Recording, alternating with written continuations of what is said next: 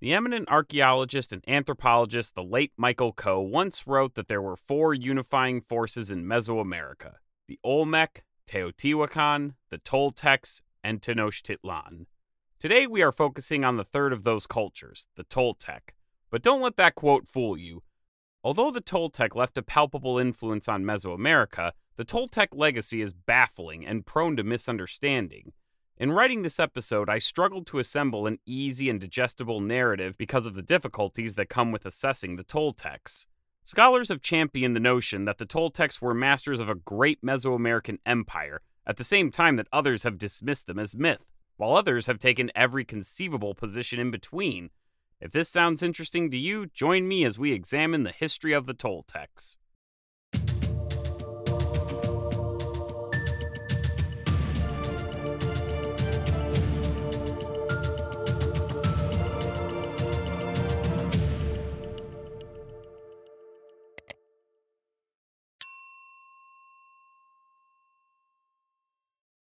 The Toltecs occupy an awkward spot in history. We have indigenous accounts and colonial accounts of the Toltecs, most prominently from the Aztecs.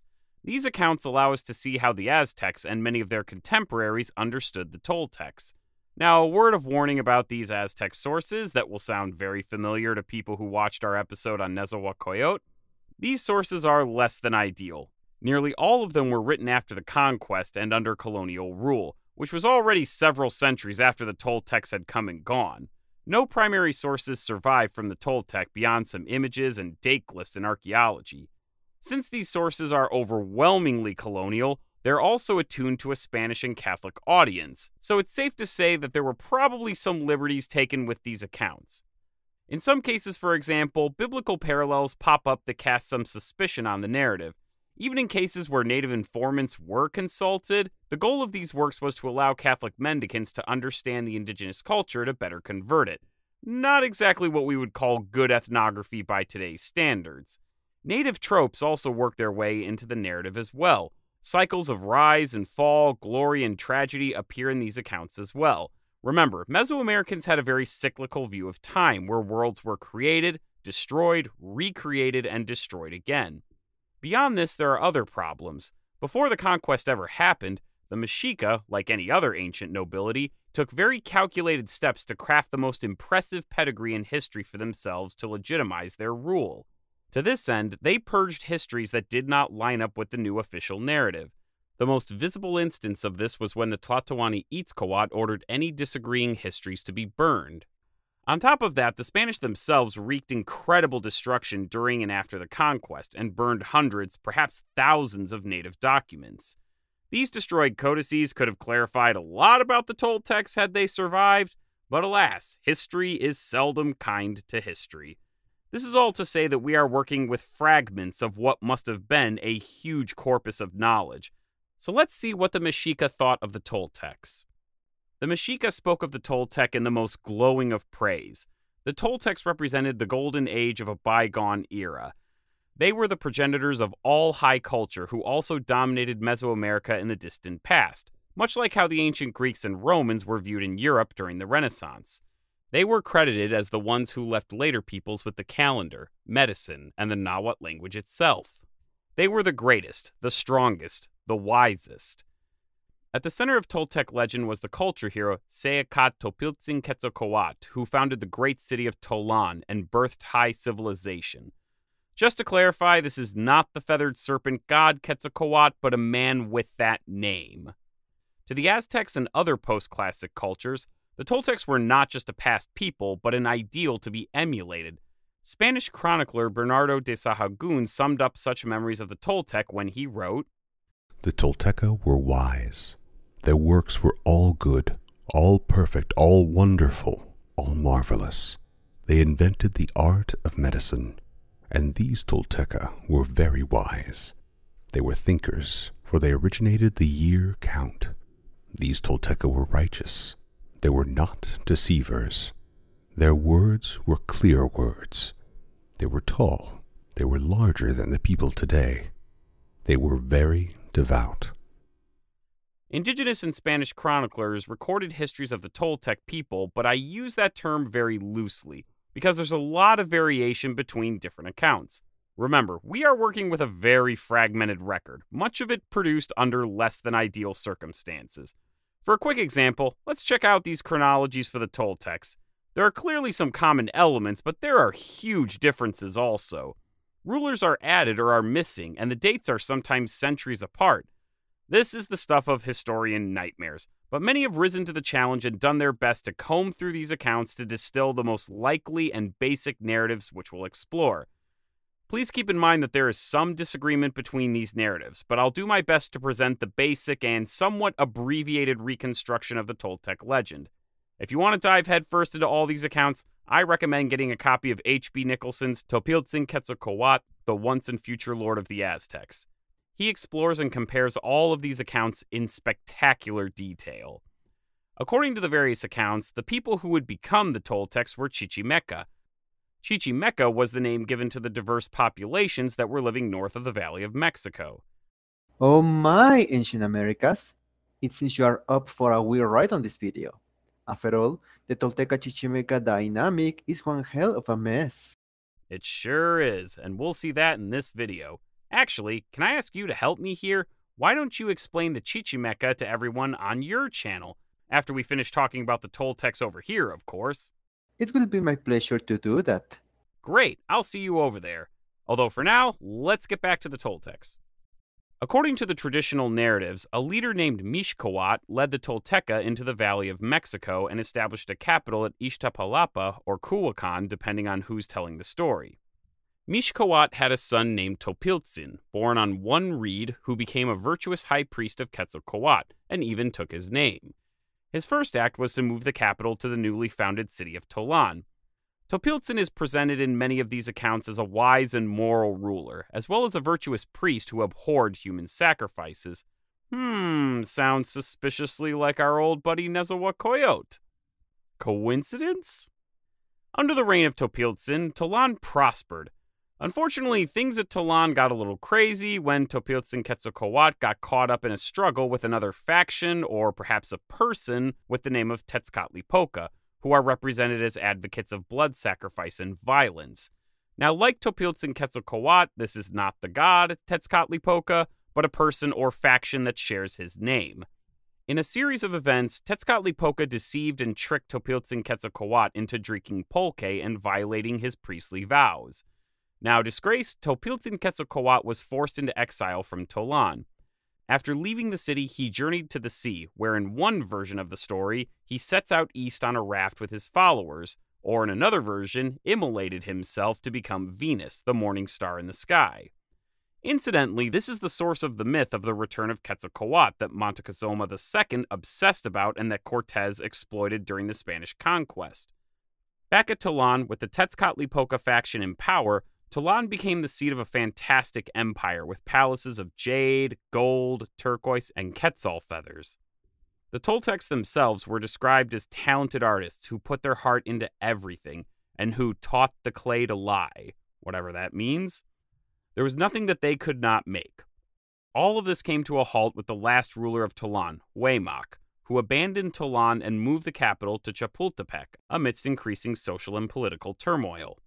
These accounts mention divine wrath, famine, and warfare as the sources of the turmoil. Huaymac eventually committed suicide, and the Toltec were dispersed across Mexico and occupied other sites, most notably Cholula.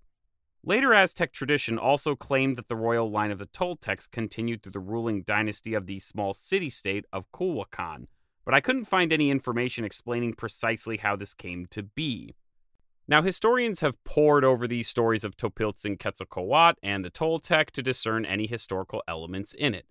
There's a lot of fantastic elements baked into these accounts, and establishing any reliable chronology has been daunting. Some scholars have completely dismissed this story as nothing more than myth and fabrication, but others believe that there was a historical Topiltzin who was some type of religious reformer or leader who left a legacy across Mesoamerica. He may have established a priestly order that played a role in investing rulers with political power and legitimacy. If you're wondering what I think about this, I'm sympathetic to the idea that Topiltzin has a historical basis, albeit one that may be very distorted. The fact that accounts of Topiltzin Quetzalcoatl appear so widely across Mesoamerica seems to support this, but pinning down the exact history is elusive. This is where archaeology comes into play. Surely the cold hard facts will elucidate the problem and fill in the gaps, right? Yeah, about that. Before we dive into the archaeology, let's establish some context. The Toltecs arose in central Mexico after the great hegemony of Teotihuacan began to wither away. This left a huge power vacuum in Mexico that saw smaller sites rise to prominence, such as Cacaxtla, Xochicalco, Cholula, and Tula Chico around 700 to 800 CE. This period in the literature is referred to as the Terminal Classic or Epic Classic period, and it lines up with the post-Teotihuacan order. Now that we know when we are, let's establish where we are by locating the city of Tollan. That may seem easy, but it's not as straightforward as it sounds because, as it turns out, just like Toltec, the very word Tollan is a can of worms. In Nahuatl, the word Tollan means place of the reeds, a reference to the fertile agricultural land and possibly a reference to reed mats on which Mesoamerican rulers sat. Tollans were places of gathering as well as sites of authority and investiture. Royal protocol sometimes required that new lords go to a Tollan to be invested with authority. In the Cantares Mexicanos, a collection of Nahuatl songs and poems, reeds are sometimes a metaphor for warriors, so there may be a military connotation as well. We have a very loaded term on our hands that was used to describe lots of different places. In fact, ancient accounts apply the term Tollan to many great Mesoamerican cities. One example of this is the great city of Teotihuacan, the primordial Tollan that birthed great art and writing, and was believed to even be the birthplace of the gods. Even Maya records refer to Teotihuacan as a Tollan, or in their language, Tulan. Other cities referred to as a Tollan include Cholula, Chichen Itza, Tula, Xochicalco, and even Tenochtitlan. However, there is a specific Tollan that is associated with the Toltecs in Aztec accounts, Tollan Xicocoatitlan. This is the Tollan that the Mexica remembered as a stopping point before they founded the city of Tenochtitlan. According to memory, they arrived at this specific Tollan, the former Toltec capital, a full calendar cycle, or 52 years, after leaving their legendary ancestral home of Aztlan. By this point, the city had been abandoned, and all that were left were the remnants of the Toltec. With that said, can we locate this historical Tollan? Historians and archaeologists spent decades in the late 19th and early 20th century trying to answer this. Tollan was first ascribed to the great city of Teotihuacan, and it's not hard to see why, given how much the Aztecs talked up the Toltec. However, Teotihuacan's dates don't match up with the dates ascribed to Tollan by later accounts. And what's more, Teotihuacan's linguistic toponym, the place name that derives from the geography, differs from that of the historical Tollan, which is mentioned in colonial documents. So where was this Tollan?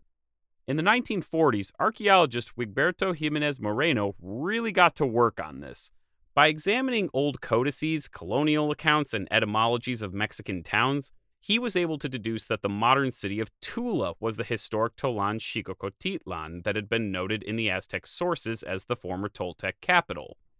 As you may have guessed, the name Tula itself is a corruption of the word Tollan. Further historical and archaeological investigations have corroborated this, so archaeologists and historians are pretty confident that we're looking at the correct spot. Awesome! Unfortunately, time has not been kind to the site. Tula was not gracefully abandoned, but thoroughly destroyed when it fell, and then to add insult to injury, it was looted centuries later by the Aztecs in a frenzy of Toltec mania. Nonetheless, there's still a lot that archaeology can tell us about the site, so let's take a look. Tula is about 75 kilometers north of Mexico City in the modern state of Hidalgo. The city was built on a limestone promontory, and there's evidence of settlements dating back to the pre-classic, but it's not until the Epiclassic that Tula begins to rise. This early stage of Tula is associated with the northeast part of the site called Tula Chico. This smaller ceremonial center was built in the final days of Teotihuacan's twilight around 650 CE. Tula Chico was a planned city and was organized along a grid aligned to true north. The Coyotlaltelco pottery they were making is almost the same as the other pottery being made in the Valley of Mexico at that time. Archaeology has recovered remains of a small circular temple that may have been dedicated to the wind god Eacat. Several later Toltec traits are visible at Tula Chico, such as monument carving, decorated panels for their buildings, colonnaded halls, and skull racks. At its peak, Tula Chico stretched about 5 square kilometers, with a population over 10,000 people living in densely packed houses. Unfortunately, Tula Chico's prosperity came to a halt around 850 CE when the city was burned to the ground, looted, and abandoned. The exact causes and reasons for this are uncertain. Surprisingly, that didn't spell the end of Tula. Instead, a new city center began to be constructed several decades later, around 900 CE. With a new vision, the city was reorganized along a new grid oriented to about 17 degrees east of north, which is very close to the grid orientation of Teotihuacan. Also like Teotihuacan, the city used apartment compounds to house a large amount of the population. This new revitalized city is referred to as Tula Grande, and it really took off. By 1000 CE, the city had a population of perhaps 30 to 40,000 people and stretched over 13 square kilometers, and had begun to dominate the locality around it. Let's examine the ceremonial center of the city. Tula Grande's main feature is the Palacio Quemado, which also encloses Pyramid B.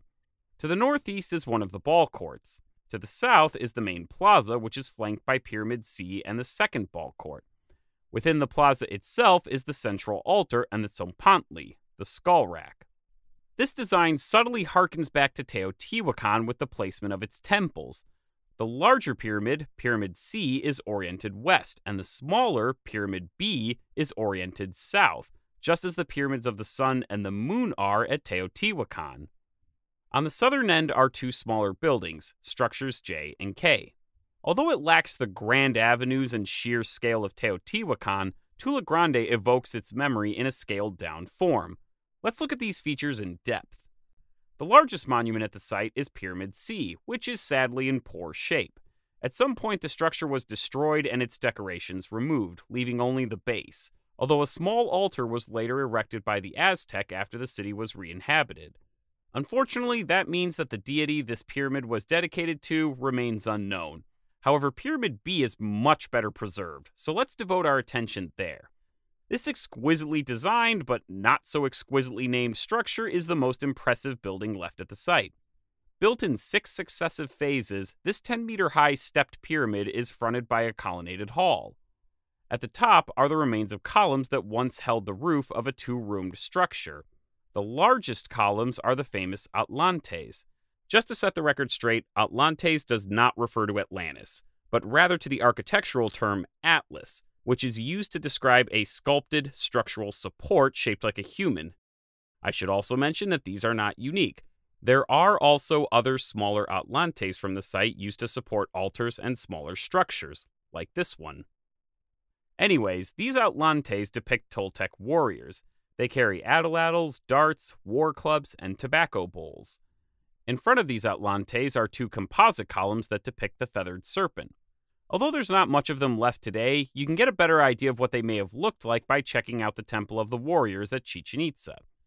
Behind the Atlantes are 4 square columns carved with warriors and name captions that may depict rulers or legendary figures. One of these figures actually bears an interesting resemblance to many descriptions of Topiltzin-Quetzalcoatl. It shows a bearded man in warrior garb with the name sign of feathered serpent. By the way, in several accounts of Topiltzin-Quetzalcoatl, he is described as having a beard, so this is an interesting detail. Now, whether this is Topiltzin-Quetzalcoatl or a priest or warrior dressed as him is debated. Although it's not easy to see now, the pyramid would have been decorated in a Tulud tablero style. On the back of the pyramid, some of this original decoration still survives. These panels show prowling jaguars, pumas, and eagles devouring human hearts. Another wall behind the pyramid, called the Coatepantli, has sculptures showing serpents devouring skeletal figures. It's also worth reminding ourselves that this pyramid would have been brightly plastered and painted. Remember, the ancient world was brightly colored, and not at all like the bleached remains we see today. To the west of Pyramid B is the Palacio Quemado, the burned palace. This gets its name from the fact that at some point it was burned to the ground, judging from the large amount of burned debris that was recovered from it. No unintentional human remains have been found within, so if this was an act of violence, no one was inside when it was destroyed. The palace was probably never an actual palace, but likely a series of meeting halls and ceremonial spaces. The building is divided into 3 colonnaded halls that contain altars, daises, and benches. One of the most interesting finds in here are what appear to be patoli boards scratched into the floor. Patoli was a strategy game played all over Mesoamerica that was popular with gambling. These patios and rooms would have been lavishly decorated with murals and sculptures. Tula has not 1, but 2 ball courts in its city center. The western ball court measures about 110 meters long, which doesn't sound like much until you realize that those dimensions are identical to the ball court at the site of Xochicalco, which suggests a connection to the site, but scholars aren't precisely sure. Besides the northern ball court, 3 others have been identified at the site, which brings the total number of courts to 5. Scholars have interpreted this as evidence of a growing emphasis on the ball game and the use of the ball court as a civic structure. Remember that Teotihuacan didn't have a formal ball court, or at least if it did, it hasn't been identified. In front of the western ball court are the remains of the Sopantli, the skull rack. This is a feature that is more commonly associated with Tenochtitlan, although it also appears in other cities of the post-classic as well. It's a grim reminder that not everything at Tula was rainbows and unicorns. The Toltecs were also warriors, and they celebrated that fact. Finally, the central altar in the middle of the plaza may be a dance platform, but it has one interesting feature. A cache within the platform revealed over 30 ceramic vessels that are almost identical to the black-on-orange pottery that was being manufactured at Culhuacan in the Valley of Mexico after the city was abandoned. With them were 3 female figurines. This is very interesting because recall that after the fall of Tollan, the Toltec royal line was said to continue at Culhuacan. Coincidence? Who knows? At 1000 CE, the city layout changed. The grid was reoriented dramatically to 17 degrees west, more than 34 degrees from its original alignment. Those Teotihuacano-style apartment compounds were also abandoned in favor of house groups. These houses would have been arranged around a central courtyard with an altar. However, the elites continued to live in grand accommodations. Investigations into these houses show that the inhabitants were eating local crops, especially maize, but also wild game and dogs. I do want to point out that Tula itself is in a marginal agricultural area for farming due to the amount of rainfall, but agricultural infrastructure such as irrigation canals and some check dams do remain. Nevertheless, it was never a place of great food surplus. These houses also contain evidence of craft production and simple workshops, especially obsidian crafting. Archaeologist Richard Deal, who has worked extensively at the site, suggests that as many as 40% of the population was involved in the production of obsidian blades, which came from having access to local obsidian sources. On the whole, Tula was very well integrated into Mesoamerican trade networks. Tojil plumbait ware from the Pacific coast and Nicoya polychromes from Nicaragua and Costa Rica pop up at the site. Imported turquoise from the American Southwest is also present as well. These areas also furnished salt, peyote, and possibly slaves. Now let's briefly direct our attention to Toltec art, something that the Toltec were quite famous for among the Aztecs. Most of what survives is Toltec stone sculpture, which makes sense considering that the site was looted in antiquity. Anything light and portable was taken long ago. Among the most iconic sculptures from Tula are the reclining chalk mules that are spread all over Mesoamerica. You can find them in Michoacan, central Mexico, and even the Yucatan. These were kept in front of temples and were likely where offerings were left for the gods. Several examples of freestanding sculpture still survive, but the majority of surviving sculpture, as we've previously seen, is architectural, such as the friezes on Pyramid B and the Atlantes. One of the finest pieces unearthed from the site is this turquoise jade and pyrite mirror called a Tezcatlipoca that would have been worn by a high-ranking warrior. To date, no metal artifacts have been found at Tula, but that probably has more to do with the fact that no elite burials have been found at the site. By 1100 or 1150 CE, Tula appears to have been abandoned and destroyed by fire. The citizens of Tula left and migrated from the city. The causes of this destruction have been debated, and there have been suggestions that the Mexica themselves conquered and destroyed the city, but archaeology has not borne this out.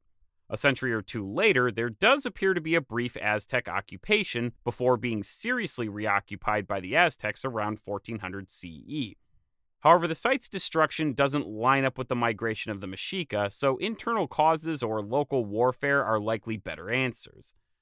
Dr. Shannon Iverson makes an interesting case based on the carbon dates and ceramic evidence that the city was not destroyed immediately, but abandoned and then later ritually terminated, but we'll explore that in more detail later. Now, a survey of the Toltecs wouldn't be complete without a look at another famous Mesoamerican site, one that is actually much more famous than Tula and one that you're probably very familiar with, and that is Chichen Itza. But ancient Americas, you handsome fellow, I hear you all saying. Chichen Itza is a Maya site over 1,000 kilometers away. Surely you must be mistaken. You heard me right. As it turns out, Chichen Itza has baffling similarities to Tula that cannot be a mere coincidence.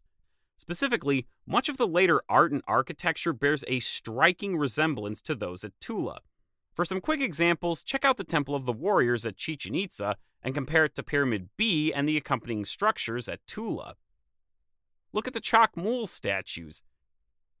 Here's the skull rack at Chichen Itza, a feature hitherto unknown in the Maya world. Here's the feathered serpent in all of its glory. Although he does have antecedents in Maya culture, his depiction here is in a distinctly Central Mexican style. Many of these elements are very alien to the Yucatan. Now, we aren't going to go into great detail on the site because Chichen Itza deserves its own episode, and we're focused on the Toltecs today.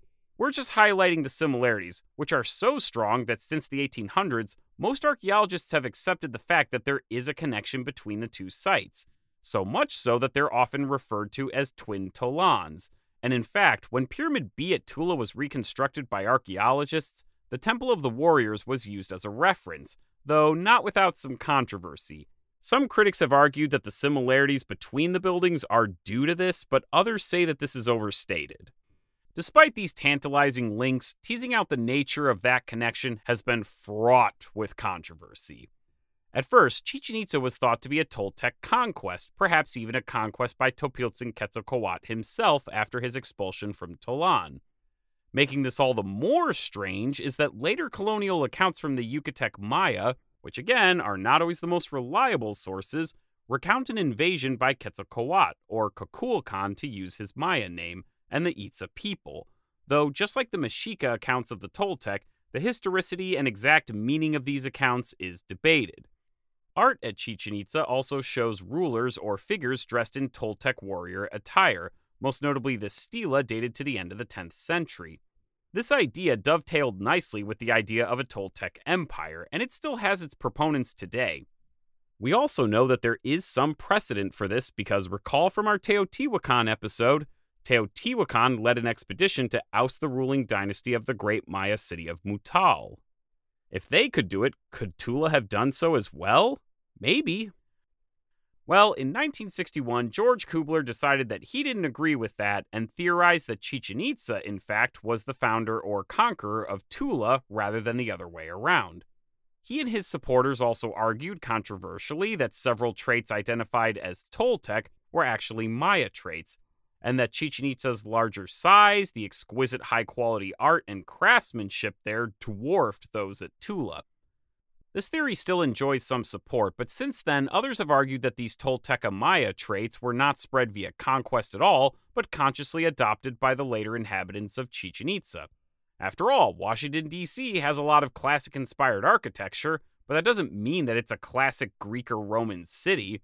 J. Eric Thompson, yes, that J. Eric Thompson of Maya decipherment infamy, proposed that the Aztlan Chontal Maya conquered Chichen Itza and much of the northern Yucatan from the Campeche region, and that new trade networks between the Yucatan, Gulf Coast, and central Mexico brought these influences to Chichen Itza. So yeah, there's a lot of speculation about this connection. However, the image of Chichen Itza as a Tula satellite or a Toltec imitator still persists to this day. But the general consensus appears to be that Chichen Itza began as a Maya city before a new central Mexican influence arrived from the outside and began to exert a strong influence in its development. Now let's pull back the camera and review everything that we've seen, starting with Tula. Looking at the city as a whole, a few things stand out. First, Tula's small size is underwhelming. As impressive as Tula is, there really isn't too much there.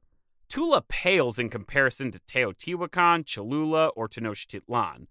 By post-classic standards, this is one of several similarly sized cities, but certainly not the largest. Its layout and urban design are ambitious, but the craftsmanship tends to be on the crude side, especially compared to the sprawling metropolis that is Chichen Itza. It should be mentioned that the Aztecs looted the site for Toltec art, so this may be why the art there is so limited, and many people have pointed this out. While it enjoyed some prominence and some extensive trade connections, these weren't out of the ordinary for cities of that size at that time. Remember, this was supposed to be the capital of an empire. Does Tula really fit that image? Obviously, reconstructing an empire from archaeology with very little written records is difficult, and this has prompted a lot of debate.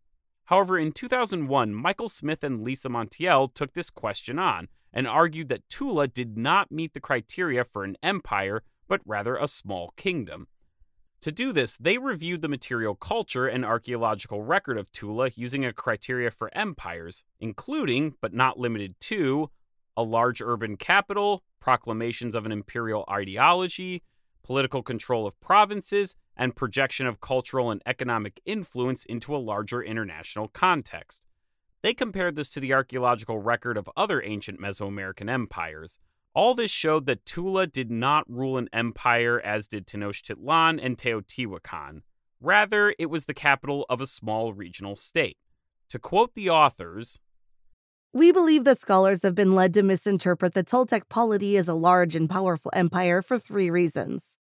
First, there is a tendency to give too much weight to the native historical record in central Mexico, in spite of its obviously propagandistic nature. Thus, many scholars have been tempted to believe Aztec accounts of Toltec greatness, even when they are contradicted by the archaeological record. Second, there has been very little intensive archaeological research on early post-classic central Mexico, outside of Tula, the Bajío, and a few other sites, making it difficult to disprove the common view of great similarities among the roles of Teotihuacan, Tula, and Tenochtitlan. Third, there has been a general lack of models in archaeology and anthropology for the large-scale influence and role of large cities beyond the imperialism model." Now, I do want to point out that the authors state very clearly that this does not necessarily mean that Tula could not have wielded great influence. And we quote, "A city did not have to rule an empire to be an important force at the level of Mesoamerica as a whole. We can acknowledge Tula's considerable cultural, ideological, and economic influence throughout Mesoamerica without having to call it the capital of an empire." With all that said, there is definitely a Toltec memory that pervades Mesoamerica that was appropriated by people far and wide. Our best examples come from the Mexica in the Valley of Mexico. The very word Toltec and its original Nahuatl term, Toltecat, was loaded with meaning.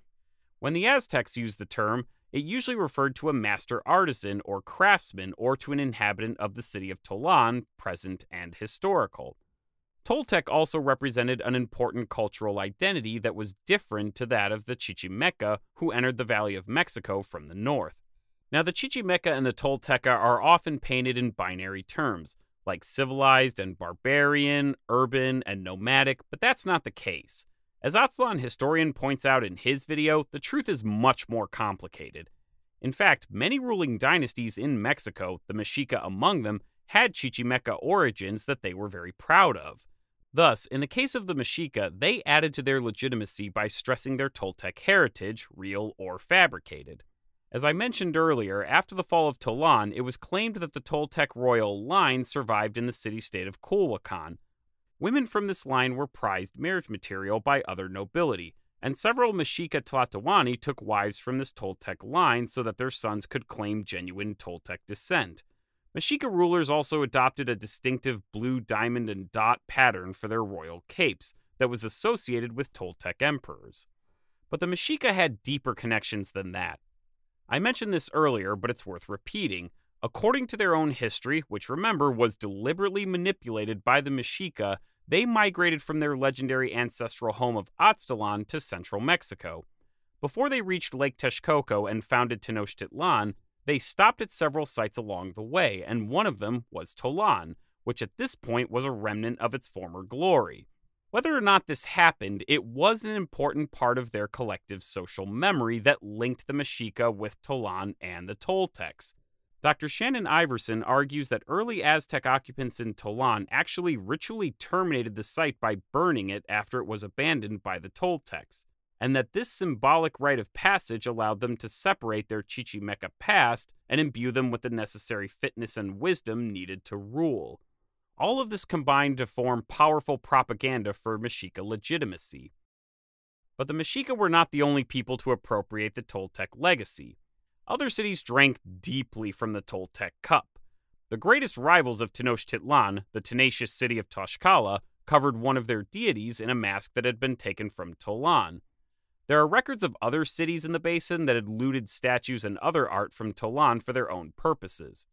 Outside the Valley of Mexico, however, many indigenous groups reference the Toltecs as well.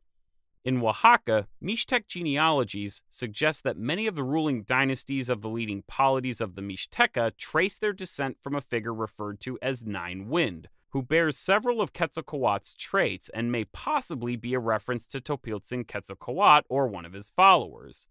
Several Mixtec nobles also claim descent from a group of outsiders that ruled over the Mixteca, perhaps another reference to the Toltec. The Maya of the Guatemalan highlands also claim descent from Tolteca that arrived in their territory and even reference the Toltec city of Tollan. As I mentioned earlier, Yucatec Maya accounts chronicled an invasion by Kukulkan, who came with the Itza and took over Chichen Itza, although the relationship between the Itza and Kukulkan is not entirely clear.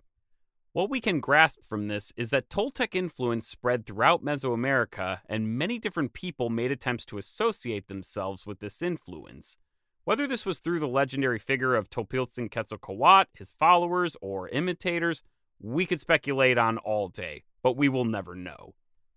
All of this makes the Toltec legacy complicated and difficult to deconstruct.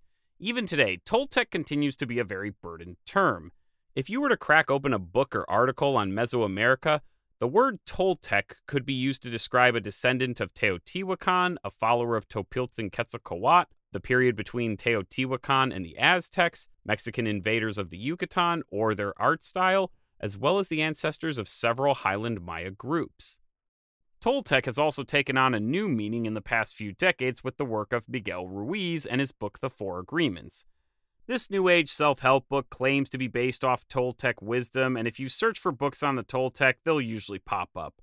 As popular as the books are, there's no evidence that any of this wisdom actually dates back to the time of the Toltecs, but I still find it an interesting example of the weight that the name Toltec still carries today. Making the Toltec legacy even more frustrating is the archaeology of Tula, which is impressive but hardly the city of legend that many in Mesoamerica would have us believe.